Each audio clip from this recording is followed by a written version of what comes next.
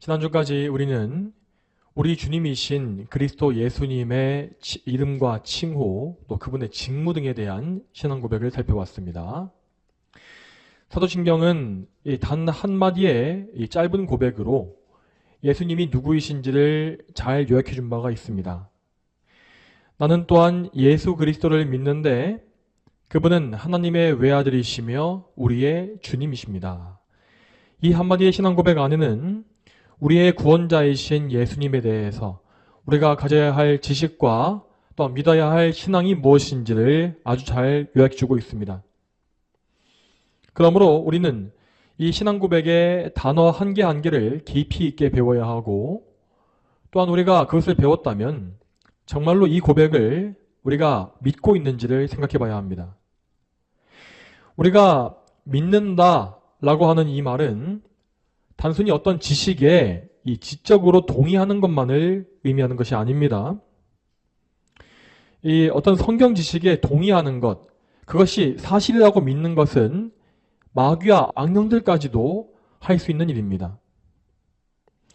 성경이 말씀하는 구원 얻는 믿음이라는 것은 말씀을 듣고 받아들이는 것뿐만 아니라 말씀에 따라서 순종하며 사는 것을 모두 포함합니다. 그러므로 우리가 예수라는 이름을 믿고 고백한다면 우리는 정말로 그 이름의 뜻과 같이 그분이 우리의 구원자이심을 믿는 사람답게 죄에서 구원받은 거룩한 삶을 사는 것이 합당합니다. 또한 우리가 그리스도라고 하는 칭호를 믿는다면 우리는 우리의 삶에서 그리스도라고 하는 그 기름 부음 받으신 바 이 삼중의 직분의 영광이 드러날 수 있도록 힘쓰는 삶을 살아야 하죠. 그리고 우리가 예수님의 주님 되심을 믿는다면 우리는 우리 자신의 주권을 주장하지 말아야 하고 우리의 모든 것을 우리 주님이신 예수님께 바쳐드리는 삶을 살아야 합니다. 나의 삶에서 내가 주인으로 행세하고 있는 모든 것을 하나하나 다 포기하며 그리스도의 주권 앞에 나를 굴복시키는 것, 이러한 실제적인 믿음이 반드시 있어야 하는 것입니다.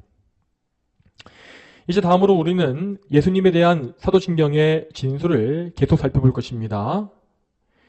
앞으로 이어질 신앙 고백은 예수님께서 구원자요 그리스도로서 이 땅에서 그리고 하늘에서 무슨 일을 하시는지를 잘 보여주고 있습니다.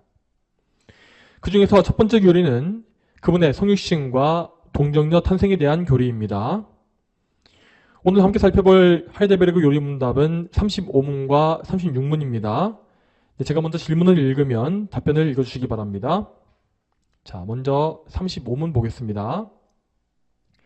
35문에 그는 성령에 의하여 잉태되었고 동정녀 마리아에게서 태어나셨으며 라는 말은 무엇을 의미합니까? 하나님의 영원하신 아들이 참되시고 영원하신 하나님의 본질을 그대로 지니신 채 성령의 사역을 통해 처녀 마리아의 혈육으로부터 나셨다는 것입니다. 또한 진정한 인간의 본질을 취하셔서 죄를 제외한 모든 것이 우리와 같은 형체가 되어 다윗의 후손으로 나셨다는 뜻입니다. 다음으로 36문입니다. 예수님의 거룩한 잉태와 탄생으로 말미암아 우리가 얻는 유익은 무엇입니까? 그는 중보자이십니다. 그의 무죄함과 완전한 거룩함으로 우리가 태어날 때부터 가지고 있는 죄들을 하나님 앞에서 오늘 우리가 살펴볼 이 사도신경의 신앙 고백은 그는 성령에 의하여 잉태되었고 동정녀 마리아에게서 태어나셨으며 입니다. 이 부분은 예수님께서 우리의 중보자가 되시기 위해서 어떻게 해서 인성을 가지셨는가 라는 사실을 잘 보여주고 있습니다.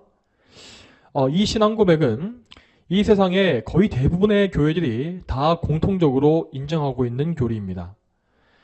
물론 아주 극히 일부 극단적인 자유주의 교파에서는 예수님의 동정녀 탄생을 부정하는 경우가 있습니다.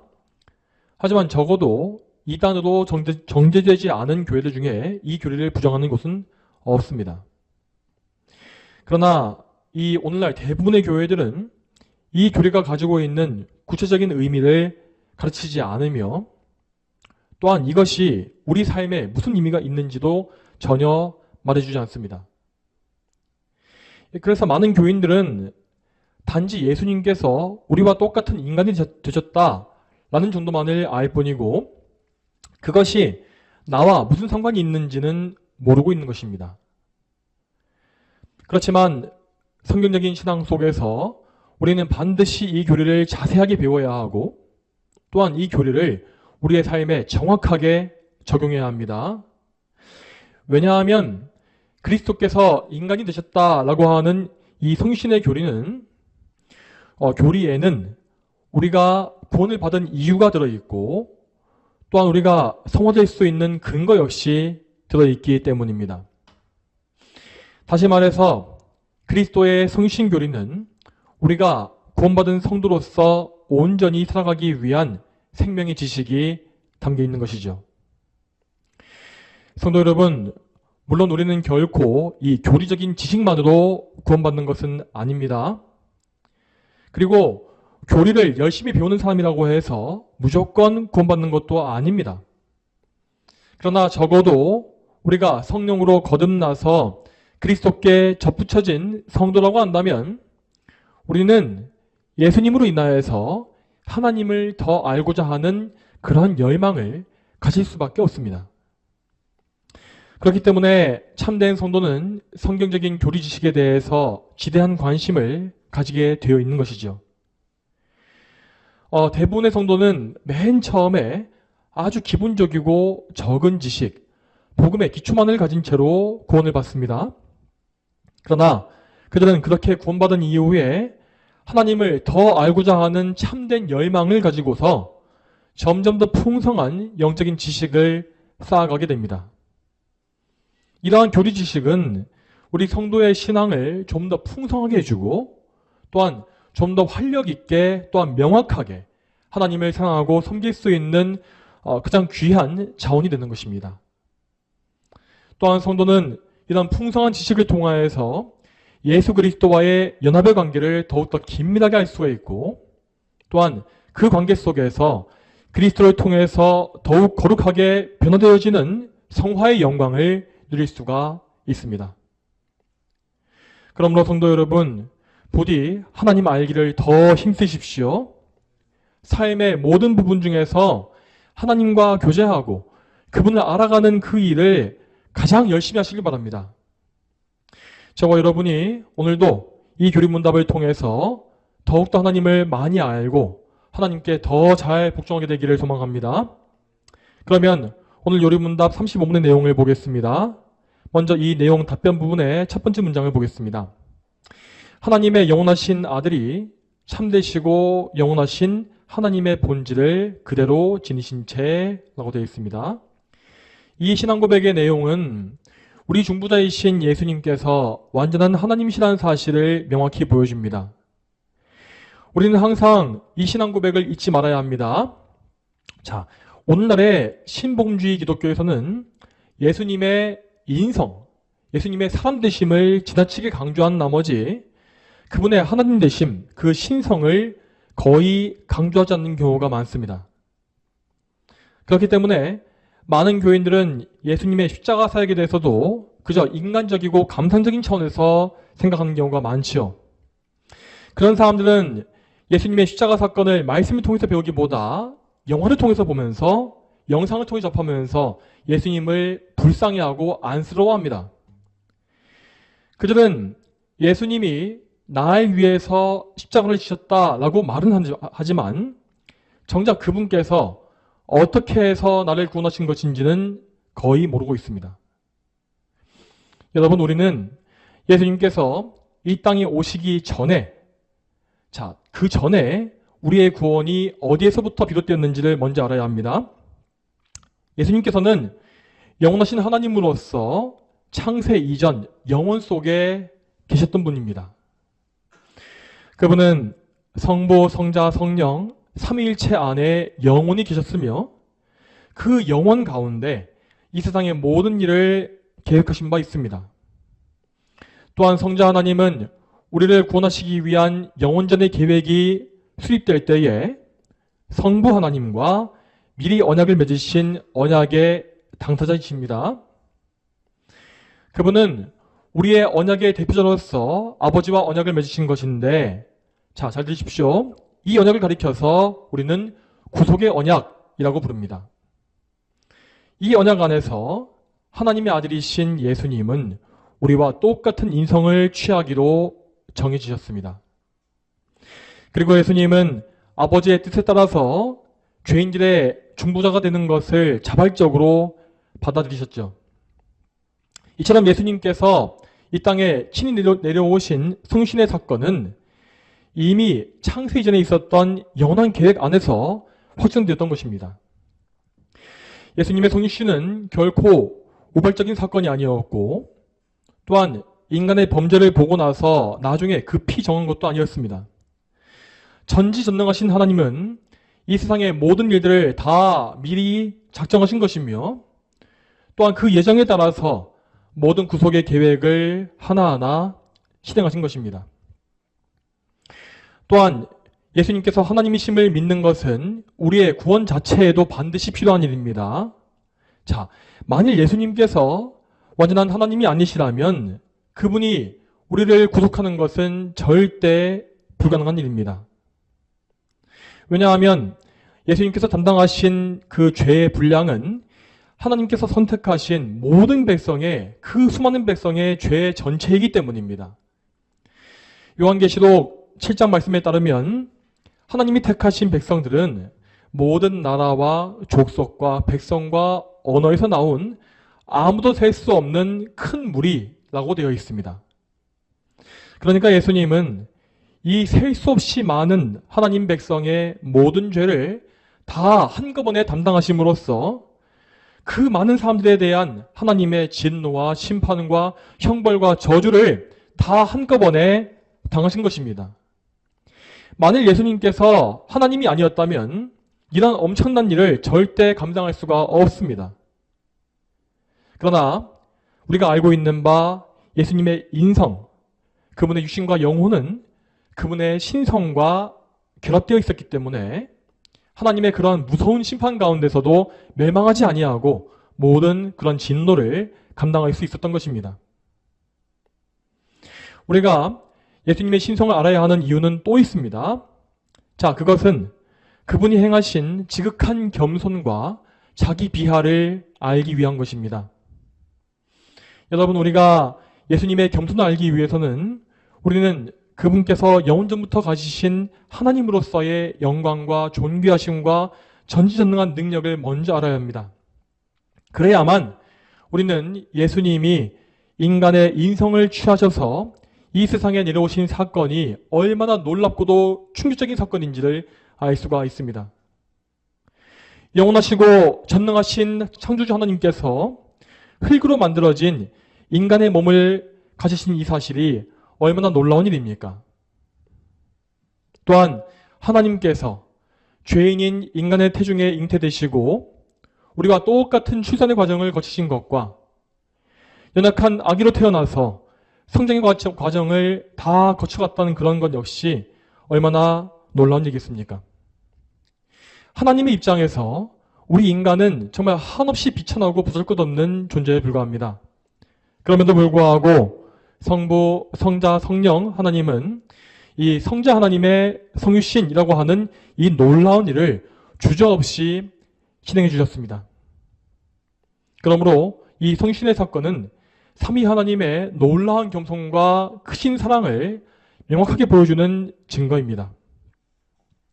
먼저 성부께서는 그분의 사랑하는 독생자를 아낌없이 이 세상에 보내주셨고, 아들이신 예수님은 아버지의 뜻에 순종하심으로 말미암아 죄인 중에 한 사람과 같이 되셨으며, 또한 성령님 역시 성자의 구속 사역을 위해 이 세상과 죄인 가운데 오시어서 친히 모든 사역을 감당하셨습니다. 우리는 이 사실을 깊이 알고 또한 되새기며 항상 삼위 하나님께 감사하는 마음을 가져야 합니다. 또한 우리는 어떤 경우에도 하나님의 사랑을 의심하지 말고 그분의 겸손하심과 같이 우리 자신을 낮추는 그런 겸손의 삶을 살아야 하는 것입니다. 계속해서 35문의 내용을 살펴보겠습니다. 35문 답변의 두 번째 문장입니다. 제가 읽겠습니다. 성령의 사역을 통해 처녀 마리아의 혈육으로부터 나셨다는 것입니다. 하였습니다. 여기에는 우리 예수님께서 우리와 같은 인성을 취하신 방법과 원리가 나와 있습니다. 이것을 다시 풀어서 말하자면 예수님은 성령으로 잉태되시되 마리아의 살과 피에서 인간의 성질을 취하신 것이다 라고 할 수 있습니다. 여기에서 먼저 예수님께서 성령으로 잉태되신 것은 무슨 의미겠습니까? 이 말은 예수님께서 우리 인간과 같이 남자와 여자의 씨를 통해서 잉태된 분이 아님을 보여줍니다. 아담과 하와 이후로 그들의 후손으로 태어난 모든 인류는 전부 똑같은 출생의 원리를 따랐습니다. 그것은 한 남자의 정자와 한 여자의 난자가 만나서 생명이 만들어지는 것입니다. 이렇게 인간 부모에 의해서 자녀가 태어나는 법칙을 가리켜서 우리는 생육법이라고 부릅니다. 이 생육법에 의해서 태어난 모든 인류는 다 죄인일 수밖에 없는데 죄로 말미암아 더럽혀진 죄인은 결코 죄 없이 깨끗한 자녀를 낳을 수가 없기 때문입니다. 만일에 예수님께서 이러한 생육법을 따라서 태어나신 것이라면 그분 역시 아담의 먼지로서 오염된 죄인이 되었을 것입니다. 그랬다면 그분은 결단코 우리를 위한 참된 중보자일 수가 없었겠죠. 죄인들의 중보자는 반드시 죄인들과 똑같은 인간이어야 하지만 동시에 그 자신은 아무런 죄가 없는 무죄한 상태여야 하기 때문입니다. 따라서 하나님은 이러한 이 죄로 오염될 위험성과 그리고 사람들의 의심을 다 막으시기 위하여서 예수님의 어머니로 동정녀인 마리아를 택하신 것입니다. 예수님의 잉태 시에 마리아는 남자를 알지 못하는 처녀였기 때문에 그분의 탄생은 남자와 여자의 결합에 의해서 이루어진 것이 절대 아닙니다. 그 대신에 하나님은 중보자의 조건을 만족시키기 위해서 새로운 방법을 택하셨습니다. 그분은 인간 아버지로부터 나온 것이 아니라 성령의 능력으로 잉태되었다라고 한 것입니다. 여기에서 우리는 우리 성령께서 어떤 사역을 하셨는지를 잘 살펴봐야 하겠습니다. 이것을 위해서 이 설교 말씀의 본문인 누가복음 1장 35절 말씀을 다시 보겠습니다. 이 말씀을 보게 되면 이 마리아에게 나타난 천사가 이렇게 말하는 것을 읽을 수 있습니다. 성령께서 내게 임하시고 지극히 높으신 분의 능력이 너를 덮으실 것이다 하였습니다. 이 말씀을 보게 되면 지극히 높으신 이의 능력이 너를 덮으실 것이다 라는 표현이 나와 있지요. 여기에서 덮다라는 말은 헬라어로 에피스키아조라고 하는데 이 말은 곧 이 무언가를 덮거나 감싸는 그런 행위를 의미합니다. 즉 성령께서 그분의 능력을 행하시어서 예수님이 잉태되게 하신 이 사건은, 이 사역은 덮는다, 감싼다 라고 하는 표현으로 표현된 것입니다. 그런데 우리는 이러한 성령님의 사역을 이 세상의 첫 창조에서도 볼 수가 있습니다. 이것은 창세기 1장 2절 말씀에 나와 있습니다. 창세기 1장 2절 말씀을 같이 보겠습니다. 땅은 형체가 갖추어지지 않고 텅 비었으며 어둠이 깊음 위에 있고 하나님의 영은 수면 위에 감돌고 있었다. 여기에서 우리는 수면 위에 감돌고 있었다라는 말을 잘 봐야 합니다. 우리말로 감돌다 라고 번역되어 있는 이 말은 히브리어로 라하프인데 이 말은 어미새가 알을 품는 것과 같이 뭔가를 덮고 감싸는 행위를 의미하는 단어라고 합니다. 성령께서 수면 위에 감돌고 있었다라고 하신 이 말씀은 성령께서 이 세상을 창조하시기 위해서 행하신 그분의 사역이 무엇인지를 보여줍니다. 그러므로 누가복음 1장과 창세기 1장의 말씀을 종합해서 보게 되면 이 성경 말씀은 성령님의 창조 사역을 말할 때에 덮는다, 감싼다 라는 표현을 쓰고 있다는 사실을 우리는 알 수 있습니다. 그러므로 오늘 이 설교의 본문인 누가복음 1장 35절의 말씀은 대단히 중요한 의미를 담고 있습니다. 성령님은 이 세상을 처음 창조하실 때에도 이 세상을 덮으셨고, 또한 예수님을 잉태하게 하실 때에도 마리아를 덮었다라고 하십니다. 따라서 예수님의 잉태는 단순한 한 인간의 잉태가 아니라 성령님이 행하시는 놀라운 창조의 사역이었음을 우리는 알 수가 있습니다. 또한 예수님의 이 잉태는 성령으로 거듭난 모든 성도들을 창조하시는 새 창조의 시작이기도 했습니다. 자, 이 새 창조에 대한 진리는 고린도서 5장 17절 말씀에 나와 있습니다. 이 말씀도 중요하기 때문에 함께 보도록 하겠습니다. 고린도서 5장 17절입니다. 그런즉 누구든지 그리스도 안에 있으면 새로운 피조물이다. 이전 것은 지나갔으니 보아라 새 것이 되었다. 아멘. 이 말씀과 같이 하나님의 택정하심을 입은 모든 백성들은 다 그리스도 안에서 성령님에 의해 새로운 피조물로 태어나게 된 것입니다. 그리고 이렇게 새로운 창조물이 된 우리 성도들의 첫 열매이신 분은 바로 우리 주님이신 예수님입니다. 다시 말해서 성령님은 마리아의 태중에 새 창조의 사역을 시작하심으로 말미암아 우리의 중보자이신 예수님이 잉태되게 하신 것을 우리는 알 수 있는 것이죠. 이처럼 놀라운 성령의 사역을 통하여서 우리 예수님은 아담의 원죄에 오염되지 아니한 인성을 취할 수 있었습니다. 그분은 우리와 같이 타락한 본성이 없으신 분이었기 때문에 그 어떤 자범주도 짓지 아니하셨고 완전한 순종의 삶을 사실 수 있었습니다. 그렇지만 우리는 예수님을 잉태하게 하신 성령의 사역에 대해서 좀 더 많은 내용을 알아야 합니다. 방금 우리는 예수님의 잉태가 성령님이 행하신 새 창조의 사역 중에 하나였다고 배웠습니다. 그러나 이 창조 사역은 결코 무에서 유를 창조한 사역은 아니었습니다. 자, 잘 생각해 보십시오. 만일에 성령께서 마리아와 아무런 관련이 없이 완전히 새로운 인성을 만드신 것이었다면 어떤 일이 발생했겠습니까? 그랬다면 과연 예수님이 우리와 똑같은 사람일 수 있었겠습니까?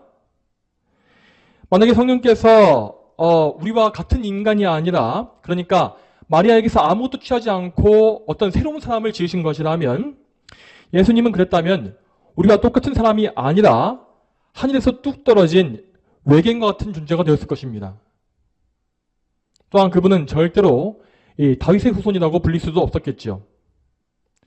다윗의 혈통을 전혀 이어받지 않은 그런 사람이 다윗의 후손이 될 수는 없기 때문입니다. 자, 그러므로 예수님은 그분의 인성을 취하시되 마리아에게서 취하셨다고 했습니다. 이것을 가리켜서 오늘 교리문답은 마리아의 혈육으로부터 나신 것이다 라고 표현합니다.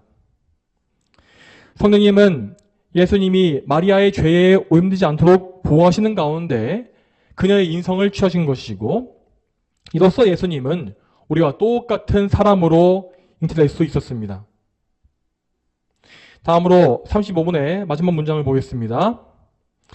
또한 진정한 인간의 본질을 취하셔서 죄를 제외한 모든 것이 우리와 같은 형체가 되어 다윗의 후손으로 나셨다는 것입니다.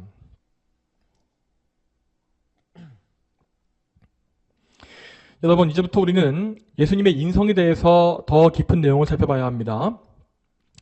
예수님은 성신하심으로써 우리와 똑같은 인성, 즉 육신과 영혼을 취하셨습니다. 이로써 예수님은 그분의 한 인격 안에 신성과 인성, 두 본성을 함께 가지신 것입니다.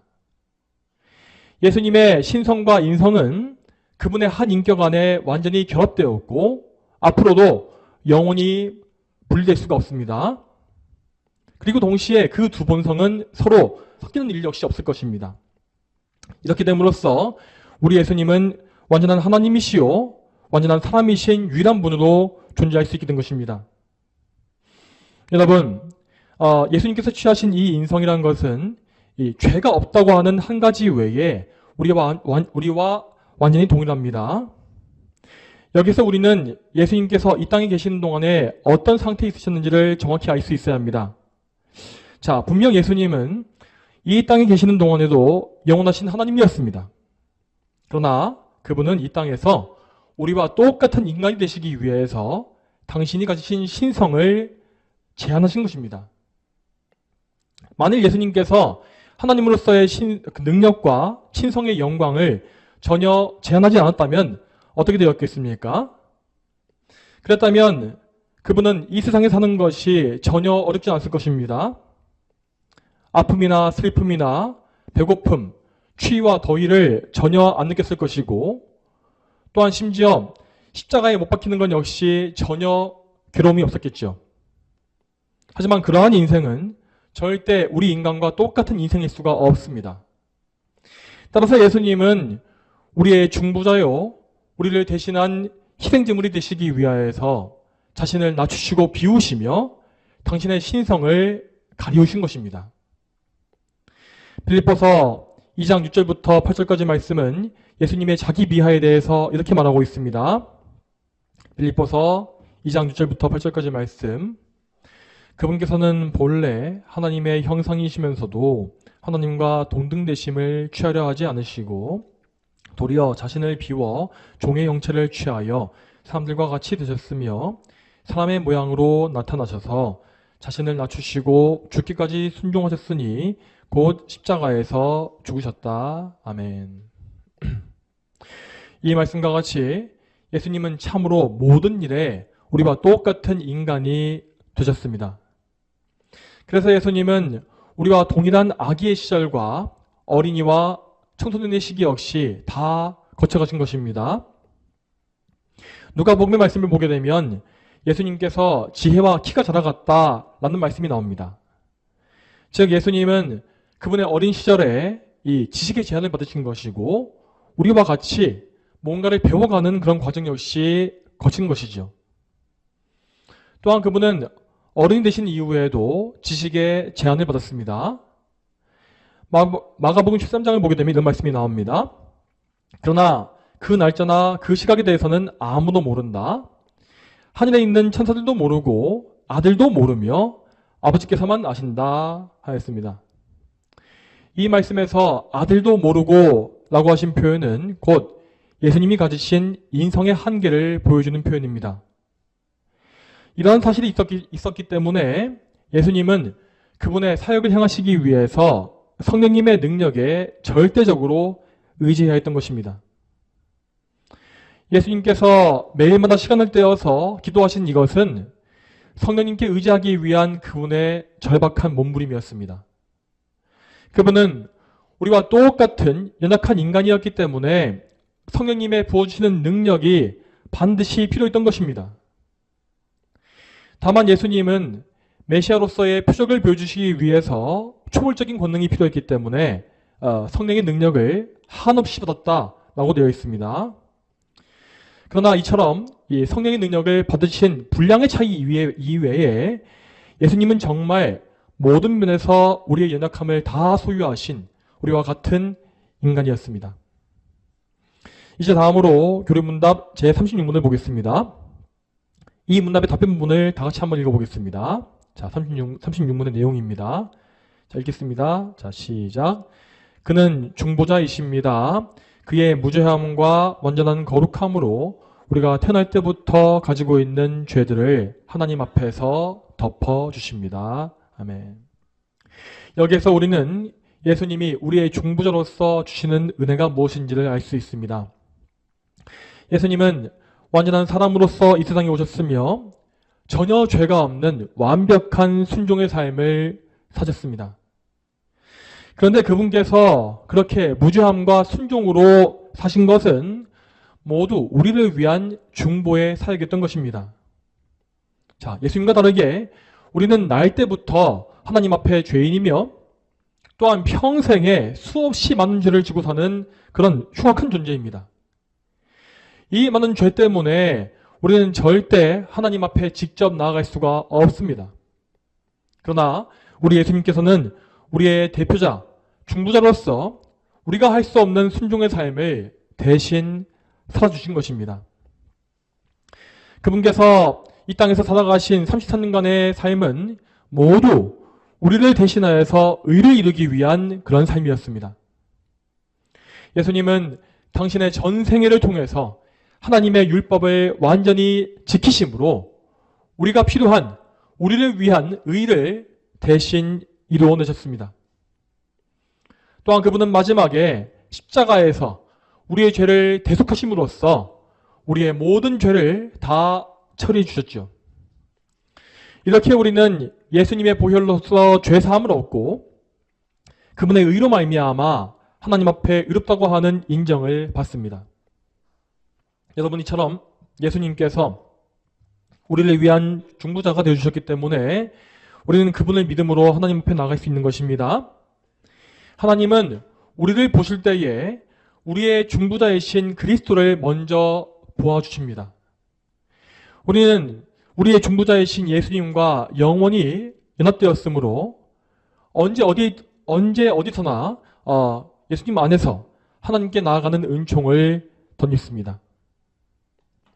자, 여러분, 이렇게 우리 성도들은 예수님의 믿음으로 말미암아서 하나님께 받아들여지게 되었습니다. 그렇다면 우리는 하나님의 자녀로서 어떤 삶을 살아야겠습니까? 자, 이 부분에 대해서도 우리는 예수님의 인성이 어떤 역할을 하는지를 잘 알 수 있어야 합니다. 여러분, 우리가 예수님을 믿는다라고 하는 것은 곧 그분과 연합되어지는 것을 의미한다고 하였습니다. 그런데 우리는 이 연합의 교리가 무엇인지를 정확히 알고 있어야 합니다. 여러분, 예수님의 인격 안에는 신성과 인성이 함께 있다라고 하였죠. 그렇다면 우리는 예수님의 신성과 인성 중에 어떤 부분과 연합되어지는 것이겠습니까?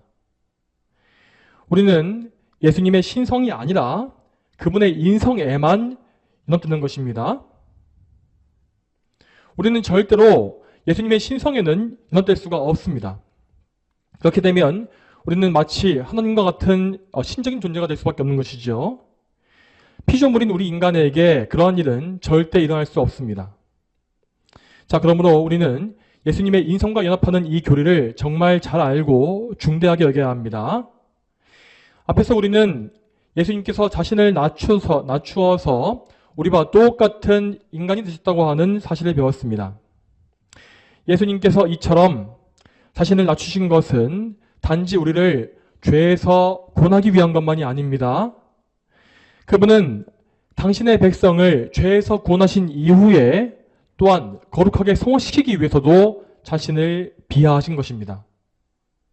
자, 만일 예수님께서 조금이라도 좀 더 우월한 인간이었다면 우리는 그분과 연합할 수 없었을 것입니다. 그러나 예수님은 정말로 우리와 이질감이 조금도 없는 완벽한 사람이었고, 그래서 우리는 그분의 인성에 연합할 수가 있는 것입니다. 또한 우리는 예수님과 연합함을 통하여서 그분의 순종에도 연합하는 것입니다. 그렇기 때문에 우리 성도들은 예수님 안에서 예수님과 같이 순종하며 살아가는 것이 합당하고 당연합니다. 물론 우리는 절대 우리의 힘으로 이러한 순종의 삶을 살 수가 없습니다. 우리에게는 여전히 죄인의 본성이 남아있기 때문에 순종이라는 것은 우리에게 끊임없는 싸움과 영적 전투일 수밖에 없는 것입니다. 하지만 우리는 이러한 영적 전투 속에서 끊임없이 우리 예수님을 바라보고 의지해야 합니다.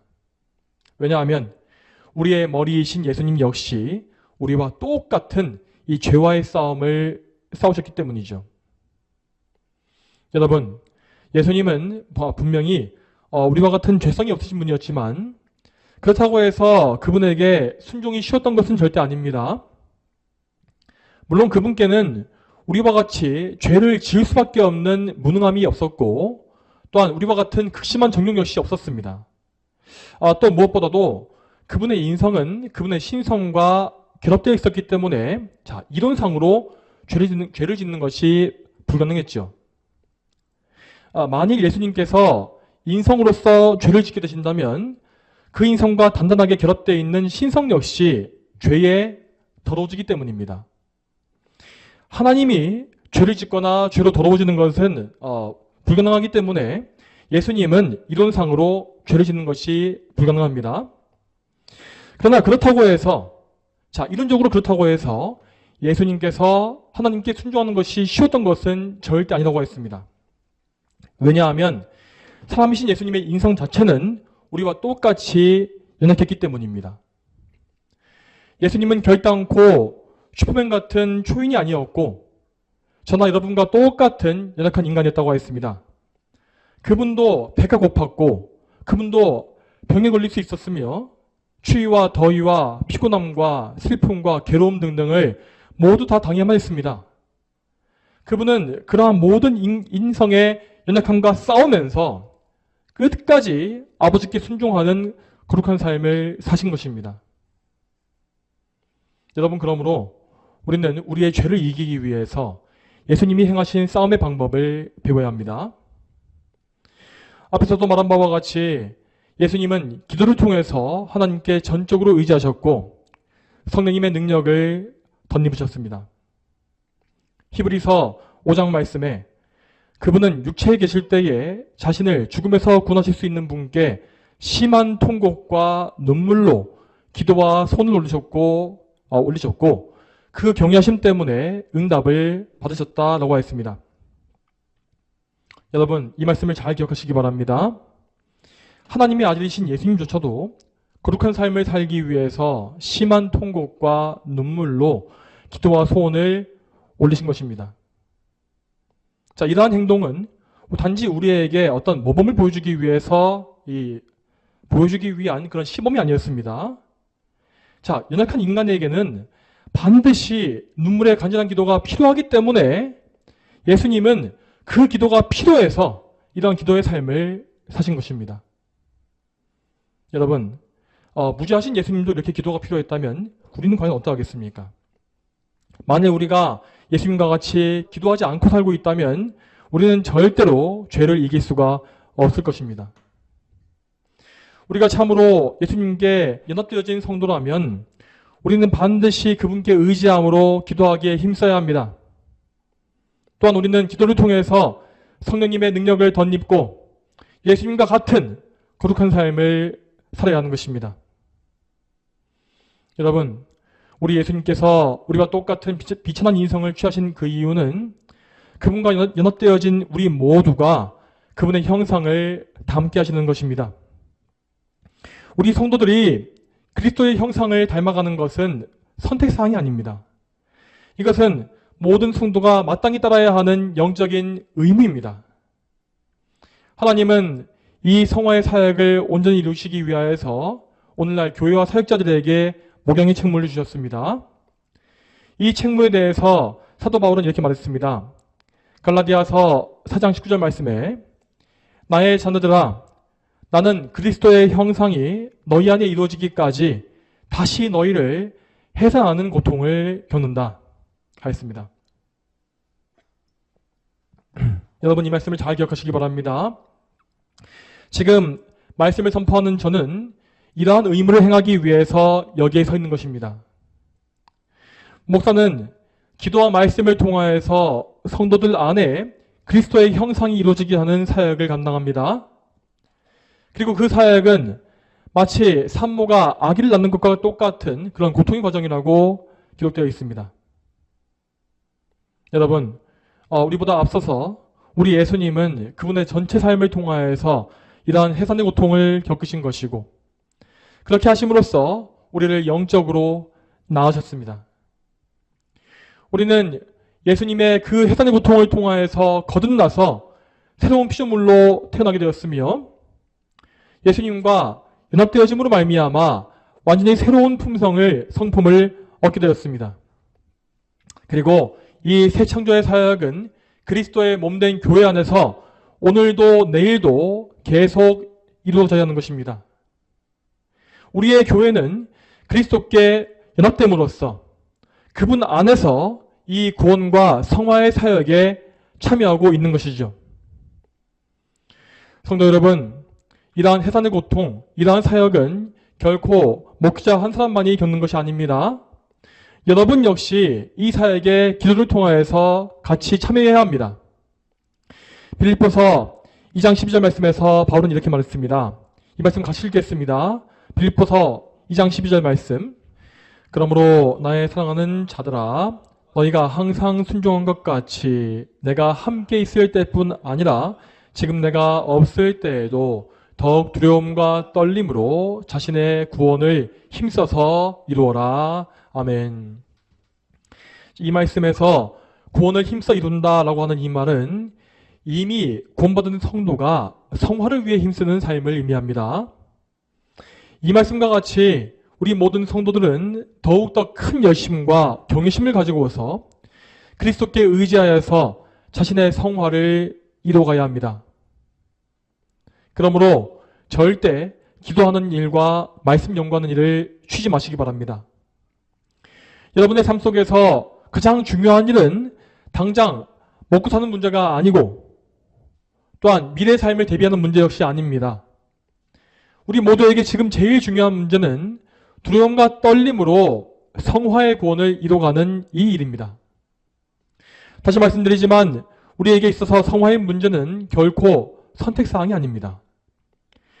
성화의 열매를 맺는 이 일은 우리가 그리스도 안에 있음을 보여주는 결정적인 증거입니다. 만약 우리가 성도라고 자칭하면서도 이런 열매 맺는 일에 관심이 없다면, 또한 이 세상의 일에만 골몰하여서 하나님과의 관계를 소홀히 하고 있다면 우리의 믿음이라는 것은 결코 참된 믿음이라고 할 수가 없습니다. 그러므로 성도 여러분, 여러분의 영적인 상태를 잘 점검하시고 여러분이 참으로 그리스도 예수님을 믿고 있는지를 확인하십시오. 오늘 말씀을 통해서 여러분에게 예수님과 연합되어진 증거가 있는지를 생각해 보시고, 그 연합의 증거가 없다면, 구원의 증표가 없다면 예수님을 믿는 첫 믿음, 복음의 첫 시작에 다시 돌아가시길 바랍니다. 또한 우리에게 믿음이 있지만 성화의 열매가 너무나 미약하다면 우리는 반드시 그 문제를 놓고 애통함으로 기도해야 합니다. 내 안에 성령님의 은혜를 부어주시고 그리스도의 공로로 말미암아 나를 더욱더 거룩하게 하여 주시옵소서. 이러한 간절한 기도가 우리에게 반드시 있어야 하는 것입니다. 성도 여러분, 오늘 우리는 예수님의 성육신과 중보 사역에 대해서 중요한 말씀을 들었습니다. 이 말씀을 다시 들어보시고 예수님과의 연합관계에 대해서 좀 더 깊이 알아가시기 바랍니다. 우리 모두가 한 성령 안에서 영적으로 함께 자라가며 우리 하나님께 모든 영광을 돌리게 되기를 축복합니다. 다 함께 기도하겠습니다. 하나님 아버지, 오늘도 이 귀한 교리문답을 통하여서 예수님의 성육신과 우리를 위한 중보의 사역이 무엇인지를 좀 더 알게 하심에 감사드립니다. 참으로 예수님의 이 구원 사역은 단지 성자 하나님만의 단독 사역이 아니고 성부와 성자와 성령 삼위 하나님의 합력하신 그런 사역임을 저희가 또 보게 되었습니다. 또한 저희가 이러한 사역 가운데에서 예수님의 거룩한 인성과 연합되어지고 그 연합의 관계 속에서 성화와 영광스러운 그런 복락을 누린다는 것을 역시 배웠습니다. 하나님, 이러한 사실을 저희가 더 깊이 알게 하셔서 참으로 이러한 영광스러운 복을 더 사모하게 해주시옵소서. 그저 아무 생각 없이 힘없는 신앙생활을 하는 것이 아니라 정말 활력 있고 생명력이 있는, 또한 그리고 우리의 삶 전체를 하나님께 바치고자 하는 열망을 가진 그런 뜨거운 신앙생활을 할 수 있도록 저희 모두를 인도해 주시옵소서. 저희 모두를 말씀으로 먹이시고 기르시며 앞으로 영롭게 하실 하나님의 은혜를 사모하며 예수님의 이름으로 기도 올립니다. 아멘.